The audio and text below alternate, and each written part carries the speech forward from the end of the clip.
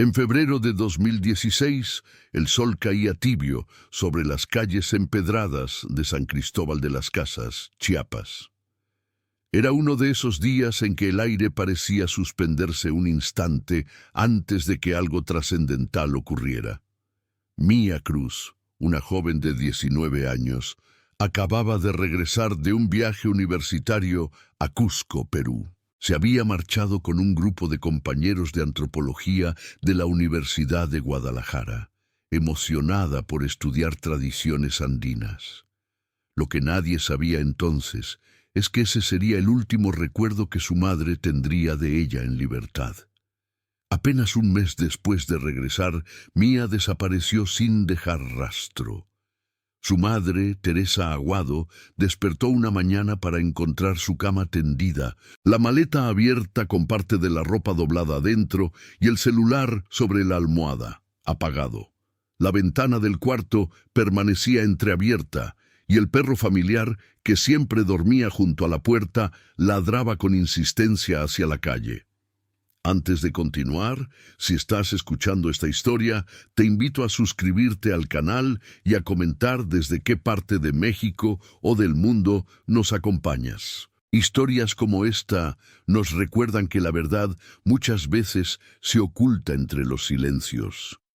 Teresa creyó al principio que su hija había ido a visitar a una amiga o que se había marchado por la tensión que habían tenido las semanas anteriores. Pero al caer la noche y sin señales de ella, comenzó el calvario. Llamadas a hospitales, estaciones de policía, taxis conocidos, vecinos, redes sociales, nada. Nadie había visto a Mía salir de casa. Su última conexión en redes fue a las 2:14 a.m. Un mensaje sin destinatario que decía: «No digas nada, por favor». El caso tomó vuelo mediático. La prensa local y luego nacional comenzaron a cubrirlo como la desaparición de la estudiante de Cusco, porque muchos creyeron que el viaje tenía relación con lo ocurrido. Los compañeros que la acompañaron fueron interrogados uno por uno, y todos coincidieron en que Mía se había distanciado después del viaje, que se mostraba inquieta, ansiosa, obsesionada con algo que había descubierto en un mercado rural cerca de Pisac. Algunos dijeron que había discutido con un guía peruano, pero la policía mexicana no logró ninguna pista sólida. Pasaron meses, luego años. Teresa dejó su trabajo como maestra rural y se dedicó por completo a buscarla. Sus hermanas le insistían en aceptar lo inevitable, pero ella nunca lo hizo. Pegaba volantes en carreteras, mercados, terminales de autobuses.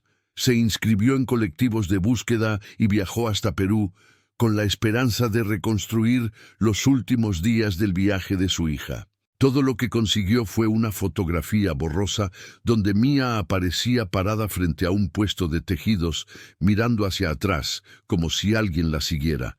El tiempo fue desdibujando su imagen. En 2021, cuando la pandemia aún tenía al país en pausa, sucedió lo impensado. Una noche, mientras Teresa desplazaba su teléfono sin motivo en medio del insomnio, apareció un video recomendado en Facebook, un live desde una cuenta desconocida. En la imagen, una joven reía frente a la cámara con otras mujeres. Tenía el cabello más corto, la mirada distinta, pero esa sonrisa era la de Mía. Teresa congeló el video, lo amplió, retrocedió y avanzó 1000 veces. No había duda. Era su hija. Pero lo más perturbador era el lugar donde parecía estar. Un fondo de paredes húmedas, con barrotes detrás, un uniforme gris colgado y una inscripción casi borrada que se alcanzaba a leer en el marco: Centro Femenil de Readaptación Social, Puebla. Desde ese instante, todo cambió. Teresa viajó a Puebla al amanecer. Tocó puertas de oficinas, habló con custodias, presentó fotos y declaraciones. Nadie quiso confirmar nada, pero el rostro de algunos funcionarios, cuando veían la imagen, le bastó para entender que algo le ocultaban. La versión oficial decía que ninguna Mía Cruz figuraba en los registros del penal. Sin embargo, una interna liberada por error meses después le acercó una carta manuscrita que cambiaría todo. Solo decía: «Ella está aquí, pero no la llaman por su nombre». Esa frase desató la segunda parte de su búsqueda. Durante los meses siguientes, Teresa siguió el rastro de mujeres detenidas sin identificación plena. Descubrió un patrón inquietante: varias jóvenes centroamericanas y mexicanas que compartían similitudes físicas y habían sido recluidas bajo nombres falsos. Todas, según documentos internos, habían sido presentadas como parte de una red de tráfico de personas que actuaba en la frontera sur. La historia oficial decía que eran colaboradoras capturadas, pero las fechas y los reportes de captura no coincidían. Cada paso de Teresa hallaba puertas cerradas.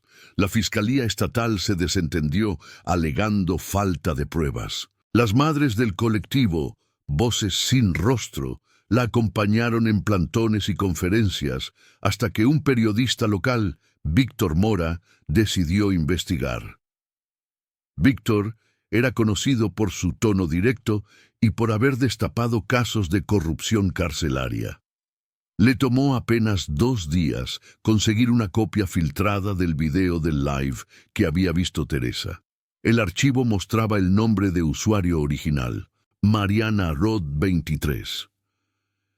Analizando metadatos, descubrieron que la transmisión no era reciente. Se había hecho 2 años antes, en 2019. Eso significaba que Mía llevaba al menos 5 años desaparecida y 2 encerrada sin que nadie lo supiera. ¿Pero bajo qué nombre? ¿Y por qué? Una fuente anónima dentro del penal les confirmó que existía un expediente con datos alterados de una mujer llamada Mariana Rodríguez P., detenida por narcotráfico menor, sin familiares registrados, sin documentos oficiales y con antecedentes que parecían fabricados. Teresa pidió ver ese expediente, pero cada intento terminaba con amenazas. Le advirtieron que dejara de remover el pasado. Sin embargo, la posibilidad de abrazar viva a su hija era más poderosa que cualquier miedo. Con ayuda de Víctor y de una abogada especialista en derechos humanos, lograron presentar una solicitud judicial con pruebas fotográficas comparativas: rostro, cicatrices, análisis de gestos. 3 semanas después, el Ministerio Público accedió a realizar una verificación. Cuando Teresa la vio finalmente, no supo qué sentir.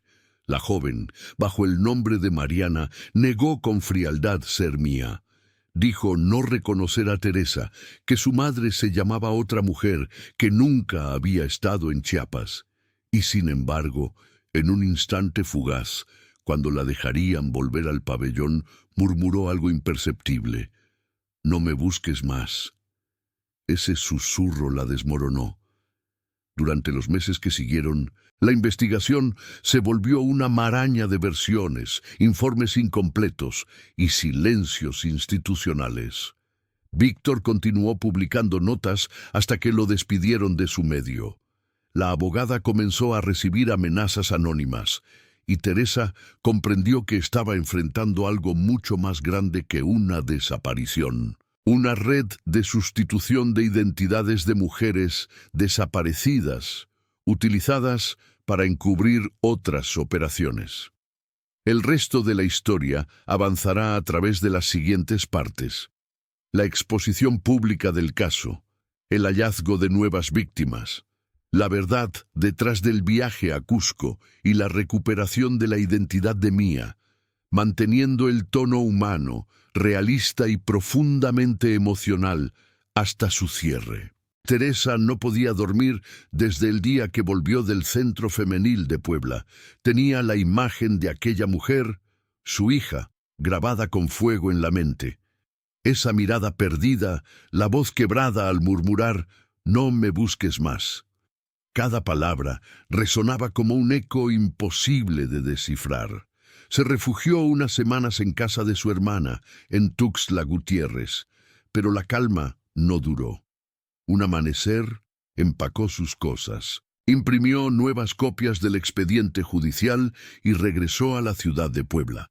Sabía que no podría vivir con la duda. El periodista Víctor Mora la esperaba con ojeras y la cámara siempre colgada al cuello. «No te van a dejar entrar de nuevo», le advirtió mientras tomaban café en un puesto frente a la terminal. «Pero yo encontré algo más raro todavía». Le mostró una carpeta digital con fotografías del penal fechadas entre 2018 y 2020. En una de ellas, ampliada, se veía a Mariana Rodríguez trabajando en lo que parecía ser un taller de costura. En su muñeca izquierda tenía una pulsera trenzada de hilos azules y rojos, idéntica a la que Mía había comprado en un mercado de Cusco y que nunca se quitaba. El hallazgo reavivó la esperanza, pero también abrió otra línea de duda. ¿Qué estaba haciendo Mía bajo una identidad falsa? ¿Quién la había llevado hasta un penal sin documentos? Aquí te recordamos que, si recién llegaste a esta historia, te suscribas al canal y comentes desde dónde nos estás escuchando. Historias como la de Mía Cruz revelan las grietas más profundas del silencio en nuestro país. Teresa y Víctor decidieron visitar a la exinterna que había entregado aquella carta misteriosa. Se llamaba Celeste Domínguez y vivía en una zona industrial a las afueras de Cholula, en una casa humilde rodeada de maíz y chapas oxidadas. Cuando lo recibió, Celeste parecía asustada. «¿Vienen por ella?», preguntó antes de siquiera ofrecer asiento. Al escuchar el nombre de Mía, se estremeció. «Sí, la conocí», afirmó. «Le decían Mariana allá adentro, pero todas sabíamos que mentía, no era como las demás. Tenía una forma rara de hablar, como si cuidara cada palabra, y escribía mucho.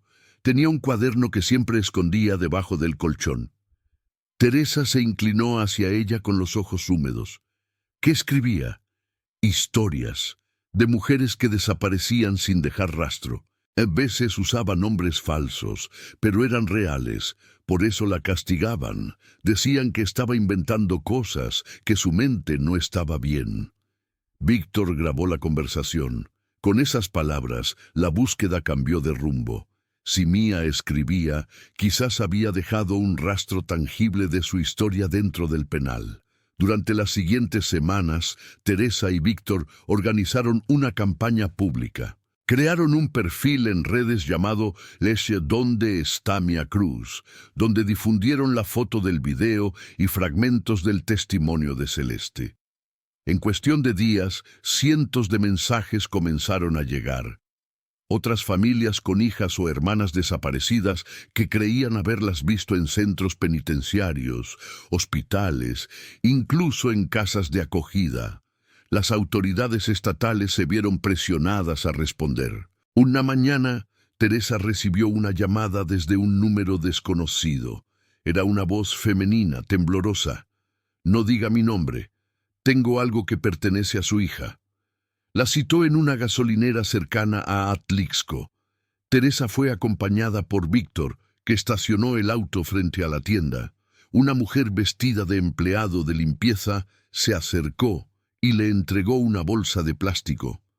Dentro había un cuaderno negro, sin portada, lleno de páginas escritas a mano. «Lo encontré cuando limpiaban el pabellón 3. Son sus letras», murmuró la mujer antes de desaparecer entre los camiones. El cuaderno era un diario. Las primeras páginas narraban los días dentro del penal, escritos con una letra apretada, nerviosa. Junio 2018. Me dijeron que mi nombre ya no importa, soy otra. Pero recuerdo a mamá, al perro, a la casa de Chiapas. Si escribo, quizá no me borren del todo. Teresa cerró el cuaderno llorando en silencio. La duda se había acabado. Esa era la voz de Mía. A partir de ese momento, todo se volvió más peligroso. El periodista comenzó a recibir mensajes amenazantes. Los correos electrónicos que usaban para coordinar desaparecían misteriosamente. Pero no se detuvieron. Publicaron fragmentos del diario en su sitio independiente, acompañado de pruebas de alteración en los registros penitenciarios y denuncias de tortura psicológica a internas sin identidad registrada. El impacto fue inmediato. Televisoras nacionales retomaron el caso. Asociaciones civiles exigieron una investigación federal. En medio de la presión, la Secretaría de Gobernación autorizó una auditoría al penal de Puebla. Teresa acompañó las inspecciones con un nudo en el pecho, esperando volver a ver a su hija. Sin embargo, cuando los agentes revisaron el pabellón 3, el registro de Mariana Rodríguez había desaparecido. Esa interna fue trasladada hace meses, afirmó la directora. No sabemos a dónde. Era mentira. Los registros electrónicos indicaban movimiento una semana antes de la publicación del reportaje, sin firma, sin destino. Alguien había querido borrarla del mapa otra vez. Teresa sintió que el suelo se abría bajo sus pies. Lo único que quedaba como testimonio era el diario. Pasó noches leyéndolo una y otra vez. En las últimas páginas, Mía relataba recuerdos dispersos del viaje a Cusco. Un puesto de tejidos donde una mujer le ofreció olvidar cosas dolorosas. Un hombre que le propuso trabajo en México a cambio de silencio. Una maleta llena de pasaportes. Después, todo se volvía confuso. No sé quién soy ahora. Pero si alguien encuentra esto, díganle que lo intenté, terminaba un fragmento. Esa frase recorrió todo el país cuando se hizo pública. Díganle que lo intenté. Miles de personas la compartieron, convirtiéndola en símbolo del dolor de las familias que vivían historias similares. Mientras tanto, Víctor siguió investigando y logró confirmar algo crucial. Existía una red transnacional que reclutaba a jóvenes mujeres latinoamericanas bajo pretextos educativos o laborales. Las trasladaba sin papeles y las registraba en instituciones penitenciarias o refugios con identidades falsas. Algunas eran usadas como testaferros para delitos menores, otras para operaciones encubiertas. Mía había caído en esa red.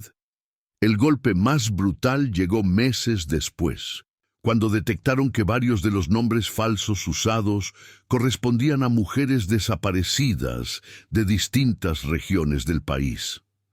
Todas habían pasado, en algún momento, por programas de intercambio académico o voluntariado internacional. Teresa se tenía que enfrentar entonces no solo al sufrimiento personal, sino al horror colectivo. Su hija era una entre decenas, quizás cientos, y su desaparición formaba parte de un engranaje de poder que tocaba fronteras y gobiernos. Aún así, siguió buscando. La tercera parte mostrará cómo Teresa logra romper el silencio institucional, el destino final de Mía y el camino hacia la verdad que cambiará para siempre la manera de entender las desapariciones en México. El verano de 2022 llegó con lluvias intensas en todo el centro del país. Las calles empapadas de Puebla parecían diluir el paso del tiempo, y Teresa caminaba con el paraguas roto, el diario de su hija bajo el brazo y una fe obstinada que no necesitaba pruebas. El escándalo mediático crecía cada día. Las redes sociales insistían con el hashtag «Vi que donde está Mía Cruz», y los medios internacionales comenzaban a preguntar por esa red que, según filtraciones, operaba desde hacía más de una década en los mismos márgenes donde el Estado miraba hacia otro lado. Víctor, que había tenido que mudarse a la Ciudad de México por seguridad, se comunicaba con ella a través de mensajes cifrados. «No confíes en nadie», le escribió una madrugada. «Tenemos pruebas de que la trasladaron a Toluca, al penal estatal, pero no la verás si vas directamente. Hay que hacerlo todo con un juez». Con la ayuda de la abogada de Derechos Humanos, presentaron una nueva solicitud judicial. El proceso tardó más de lo esperado. Los expedientes se traspapelaban. Los jueces de guardia cambiaban repentinamente. Hasta que una mañana de septiembre recibieron un llamado inesperado de una trabajadora social. Tengo autorización para que vea a la interna 4K462, pabellón femenino de Toluca, pero venga sola. El viaje fue interminable. Teresa no podía dejar de mirar la silueta montañosa a través del vidrio del autobús. Al llegar al penal, la recibieron con revisiones exhaustivas. Un aire de hostilidad flotaba en los pasillos. Le hicieron esperar en una sala sin ventanas. Después de más de una hora, entró una custodio de rostro adusto y le indicó que la interna estaba lista. El vidrio del área de visitas reflejaba la figura de una joven extremadamente delgada, con el cabello rapado y la piel marcada por cicatrices. Cuando levantó la mirada, Teresa sintió el corazón detenerse. Era ella. El mismo lunar en la mejilla izquierda, la pequeña cicatriz en la barbilla. Sin embargo, los ojos le pertenecían a otra persona, vacíos, sin vida. «Mía», susurró Teresa. La joven frunció el ceño como si tratara de recordar un idioma olvidado. «No me llamo así», respondió lentamente. «Soy Mariana». Teresa apretó el vidrio con las manos. «Te he buscado todos estos años. Encontré tu diario, tus notas». La joven se estremeció. «¿Mi diario?», repitió, como dudando de sí misma. «Me lo quitaron. ¿Cómo lo encontraste?». Fue un diálogo breve, entrecortado por los guardias. Pero en un instante fugaz, cuando Teresa mencionó el nombre del perro familiar, Chucho, la joven lloró silenciosamente. Una lágrima bastó para confirmar lo que el Estado insistía en negar. Mía Cruz seguía viva, oculta bajo una identidad falsa que alguien había impuesto para callarla. Esa noche, Víctor publicó un artículo completo titulado «La interna 45462 sí tiene nombre». En él adjuntó análisis de peritos, comparaciones dactilares clandestinas, fragmentos del diario y grabaciones de audio. El informe causó una verdadera tormenta. Organismos de derechos humanos exigieron una investigación federal. Y la oposición política lo usó para criticar al gobierno por su negligencia ante la crisis de desaparecidos. Pero en la oscuridad, alguien empezó a moverse para borrar lo poco que quedaba de verdad. Una semana después de la publicación, el auto de Víctor fue interceptado cuando volvía a su departamento. Desapareció. Su cámara y sus apuntes nunca se encontraron. Y la policía reportó el hecho como un robo común. Teresa supo que era un mensaje. Durante días se mantuvo escondida mientras coordinaba con la abogada los últimos pasos legales para sacar a Mía del penal. En medio del caos, una revelación surgió del propio diario. Entre las páginas finales, que Teresa aún no había leído completamente, encontró una descripción que helaba la sangre. Nos dijeron que éramos parte de un programa de protección de testigos. En realidad, nos estaban desapareciendo de nuevo, pero con papeles. Cambiaban nuestros nombres, nuestros rostros, nuestra historia. Yo acepté para sobrevivir, pero cada noche sueño con regresar. Ese fragmento confirmó las sospechas de los grupos de investigación independientes. Mía había sido testigo de algo grave durante su viaje a Cusco. En una feria artesanal se había topado con una red que utilizaba rutas turísticas y de voluntariado para mover personas y documentos falsos entre Perú, México y América Central. Cuando intentó denunciarlo, la convencieron de que debía protegerse, entrando a un programa que en realidad la eliminaba de la vista pública.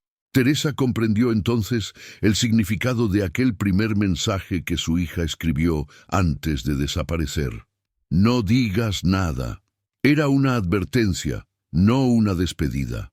Mientras la investigación avanzaba tímidamente en el Senado, gracias a la presión mediática, Teresa recibió una llamada del penal de Toluca.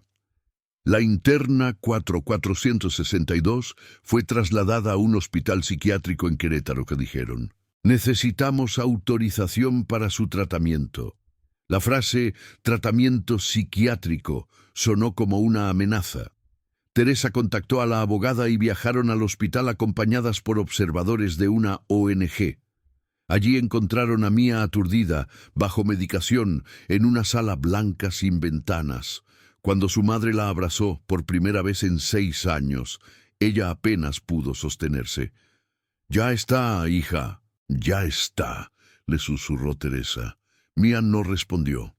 El equipo médico aseguró que padecía estrés postraumático severo y episodios disociativos, consecuencia de años de reclusión y manipulación psicológica.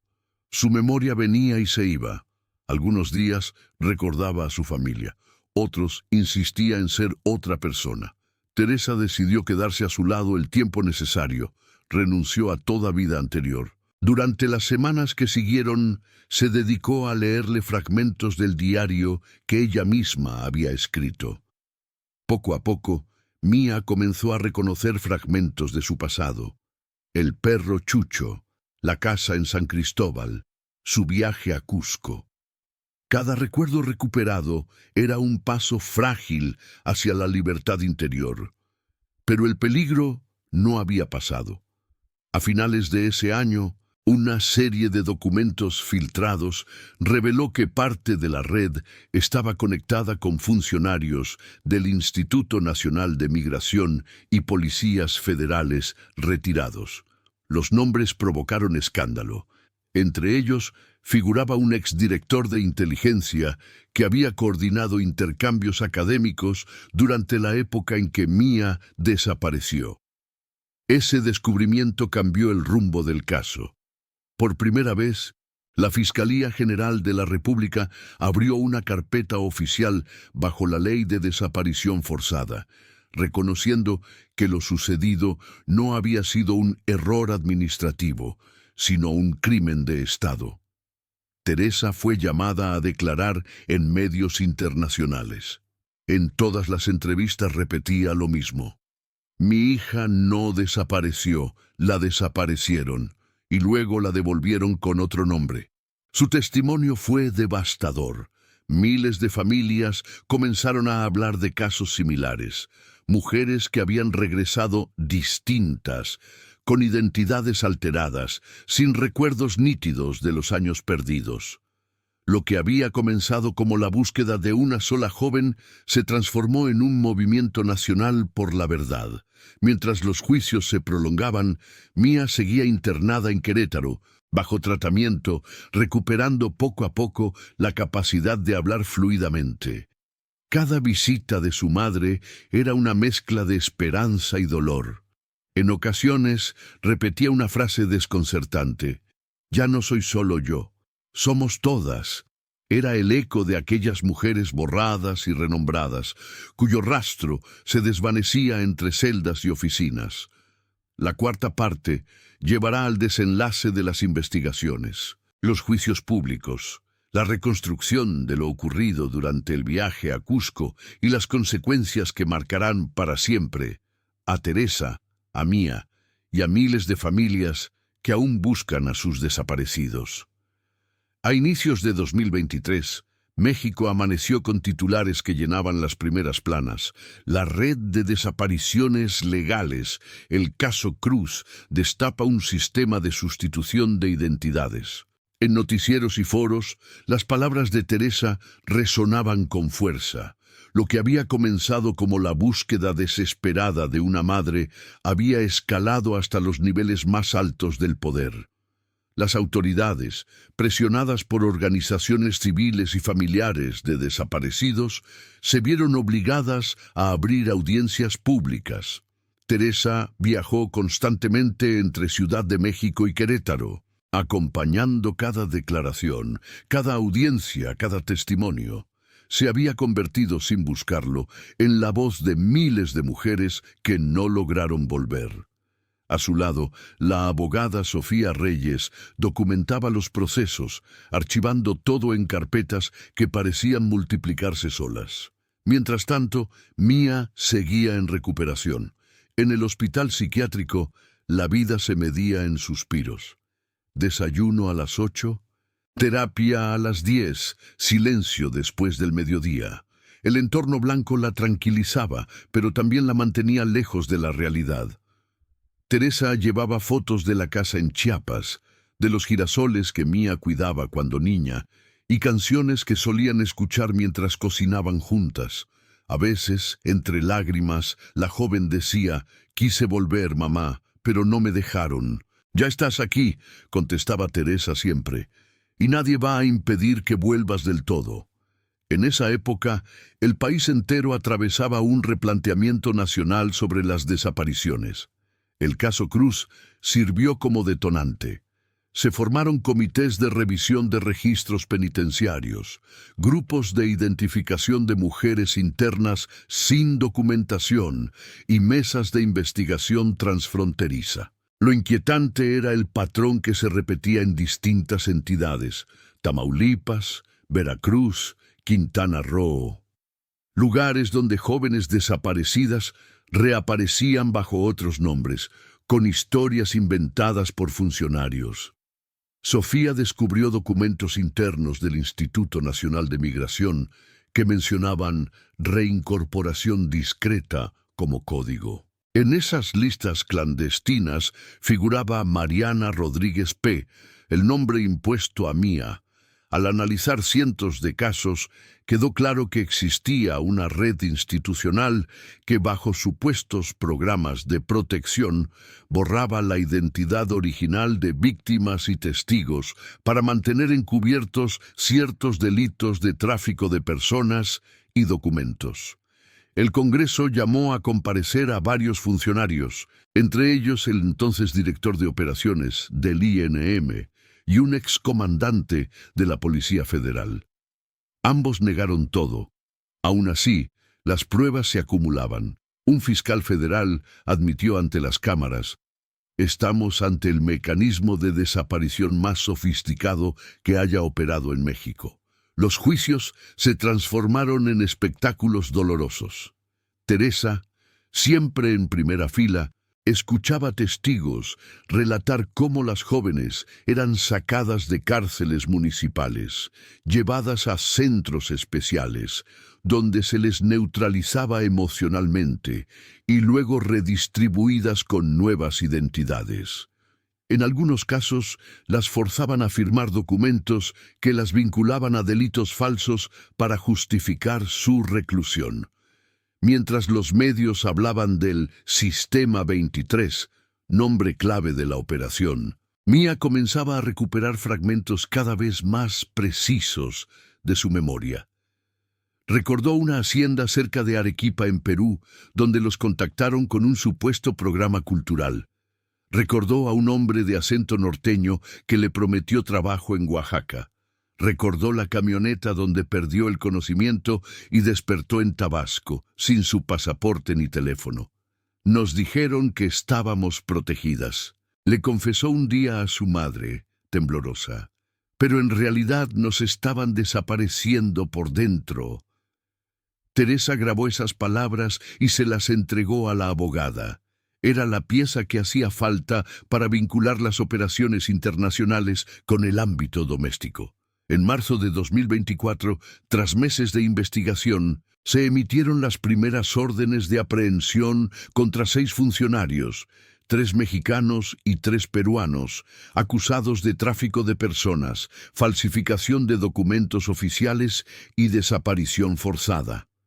A pesar de los avances, la vida de Mía no volvió a ser la misma. Sus noches se llenaban de terrores que los médicos llamaban fragmentos de memoria traumática. Gritaba, veía sombras, pronunciaba nombres que nadie reconocía. Sin embargo, durante el día intentaba recomponer su historia escribiendo de nuevo. Pidió a su madre una libreta nueva. En la primera página anotó: «Quiero recordar sin miedo». Aquel gesto simple conmovió profundamente a Teresa. Por primera vez, su hija escribía desde sí misma, no desde lo que le impusieron.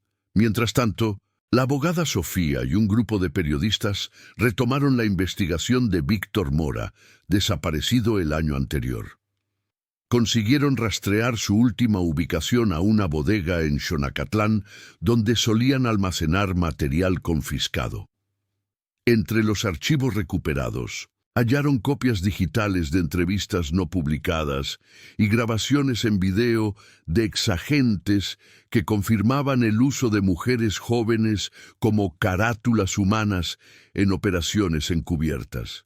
El hallazgo permitió abrir nuevas causas judiciales y el nombre de Víctor comenzó a mencionarse como símbolo de resistencia periodística. En enero de 2025, un tribunal internacional incluyó el caso Cruz y otros dentro de un informe especial sobre desapariciones forzadas en América Latina. Ese mismo mes, Mía recibió el alta médica. Aunque su mente aún navegaba entre lagunas, podía caminar sola y mantenía conversaciones fluidas. Su regreso a Chiapas fue un acontecimiento que conmovió al país.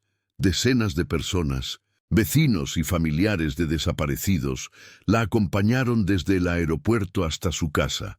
La calle estaba cubierta de flores, pancartas y velas encendidas, pero cuando pisó nuevamente el umbral de su cuarto, Mía se detuvo.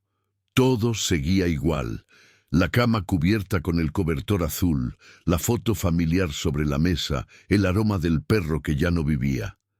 Soltó un suspiro largo y dijo casi para sí: «No pertenezco del todo aquí». Teresa la miró con ternura y respondió: «No hace falta volver donde estábamos, solo hay que aprender a estar donde estamos ahora». Durante los meses siguientes, madre e hija participaron en foros, colectivos y conferencias. Mía encontró una forma silenciosa de sanar acompañando a otras madres que buscaban a sus hijas. Las escuchaba, las abrazaba, escribía sus nombres en un cuaderno nuevo que llamaba El Registro Vivo. Sin embargo, aún quedaban muchos cabos sueltos. Un funcionario prófugo, decenas de mujeres sin identidad clara en registros judiciales, expedientes borrados y la incógnita del rol de los gobiernos extranjeros. A medida que el país trataba de procesar la magnitud del sistema, Mía confesó a su madre un deseo: «Quiero volver a Cusco. Necesito cerrar ahí aquello que empezó todo». Teresa comprendió que ese viaje no era una huida, sino una búsqueda de sentido. Acordaron hacerlo juntas en cuanto terminara el juicio principal. Esa será la siguiente etapa de la historia. Su regreso al lugar donde todo comenzó, las últimas revelaciones del caso y el cierre emocional que definirá el legado de Mía Cruz y su madre.